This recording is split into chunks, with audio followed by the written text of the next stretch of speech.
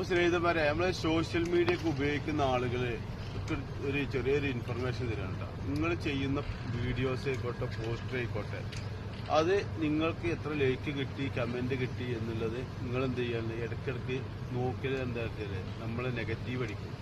നമ്മൾ ചില വീഡിയോസിൽ നമ്മൾ വിചാരിച്ച മായിക്ക് ലൈക്ക് കിട്ടൂല, വിചാരിച്ച മായിക്ക് വ്യൂസ് കിട്ടൂല, വിചാരിച്ച മായിക്ക് കമന്റ് കിട്ടൂല.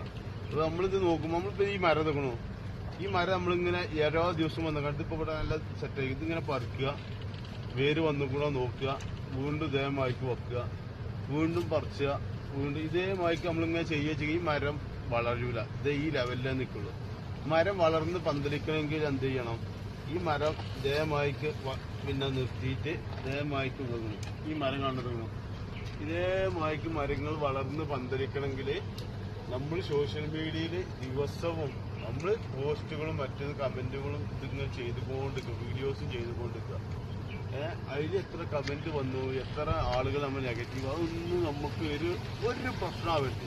നമ്മൾ പോസ്റ്റുകൾ ഇങ്ങനെ ഇട്ടുകൊണ്ടേയിരിക്കുക. അപ്പൊ എന്ത് ചെയ്യാണ്ട ഇതുപോലെ ഒരു മരമായിട്ട് ഇങ്ങനെ നമ്മുടെ ഫേസ്ബുക്ക് ആണെങ്കിലും ഇൻസ്റ്റാഗ്രാം ആണെങ്കിലും ഒക്കെ വളർന്നു വരും.